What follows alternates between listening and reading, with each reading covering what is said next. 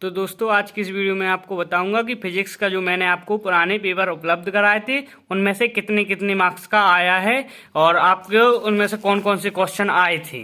तो दोस्तों आप देख सकते हैं यह आपका जो अभी पेपर आया है सेट ए का पेपर है और ये अभी स्कूल से लेकर आया हूं मैं। और दोस्तों आप देख सकते हैं इसमें पहला क्वेश्चन आया है सदिशों के योग संबंधी त्रिभुज नियम लिखिए। तो मैं आपको इस पेपर में बता देता हूँ कि मैंने ये कहाँ बताया था आपको।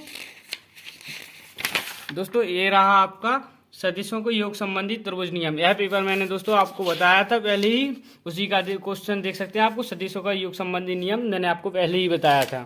और दोस्तों इसका दूसरा क्वेश्चन अथवा कहा था कोणीय वेग किसे कहते हैं। तो मैंने आपको दोस्तों यहाँ कोणीय वेग वाला भी पहले क्वेश्चन बता दिया था कि कोणीय वेग को परिभाषित कीजिए। आप बिल्कुल रियलिटी देख सकते हैं कि मैंने यह पेपर आपको पहले ही बताया था और यह पेपर अभी आया है। इन सभी के क्वेश्चन मैं आपको अच्छे से बता देता हूँ। दोस्तों आपका अगला प्रश्न इसमें मैंने बताया था विमीय विश्लेषण का अनुप्रयोग जो आपके रियल पेपर में आया है और मैंने आपको पहले इस पेपर के माध्यम से बताया था कि विमीय विश्लेषण के 4 उपयोग लिखिए। मैंने यहाँ 4 लिख दिए। तो मैंने आपको यह क्वेश्चन पहले से बता दिया था, इसलिए आप यदि यह पेपर पढ़ कर गए होते तो आपका अच्छा पेपर जाता। और दोस्तों अगला प्रश्न है आपका कोणीय सम्वेग संरक्षण का नियम और इसके बाद दोस्तों मैंने आपको प्रत्यास्थ से संबंधित हुक का नियम, ये दोनों बताए थे। मैं आपको दिखा देता हूँ इसी पेपर में। तो मैंने आपको पहले ही पेपर के पहले ही 1-2 दिन पहले ही उपलब्ध करा दिया था। दोस्तों इसमें आपका ये क्वेश्चन कोणीय सम्वेग संरक्षण का नियम मैंने आपको ये बता दिया था पहले ही से ही। और दोस्तों दूसरा आपका प्रत्यास्थ से संबंधित हुक का नियम, यह भी मैंने आपको बता दिया था। मैं जल्दी से आपको दिखा देता हूँ हुक का नियम। तो दोस्तों ये रहा आपका प्रत्यास्थ से संबंधित हुक का नियम। मैं आपका इस पेपर में आया था और मैंने आपको पहले ही इस पेपर में यह क्वेश्चन बता के रखा था। और दोस्तों अगला क्वेश्चन मैंने आपको ये शक्ति वाला बताया था जिसमें आपको सूत्र P = F स्थापित करना था। और दूसरा था इसका दोस्तों सिद्ध कीजिए मुक्त रूप से गिरती वस्तु की कुल यांत्रिक ऊर्जा नियत होती है। तो मैंने यह दोनों क्वेश्चन ही आपको पहले से ही बता कर रखे थे क्वेश्चन नंबर 12 के द्वारा।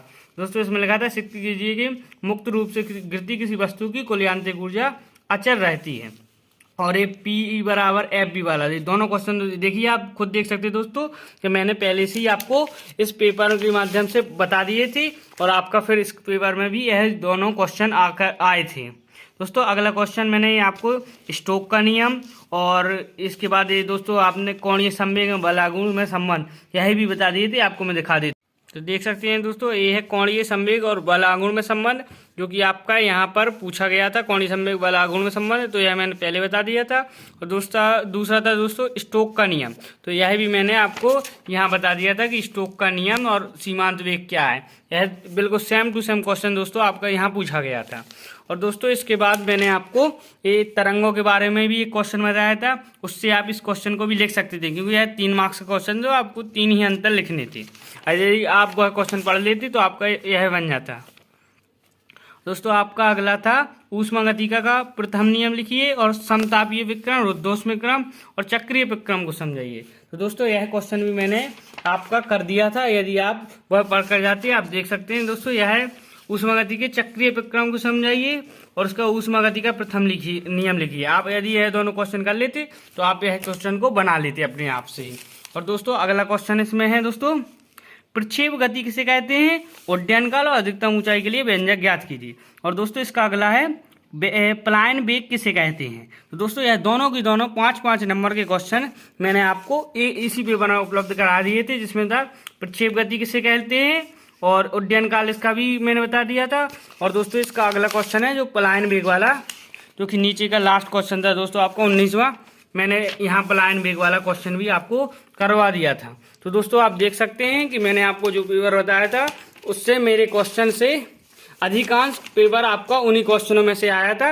यदि आप इसे पढ़कर जाते तो आपको 70 में से कम 60 नंबर या 50 नंबर तो मिलते ही।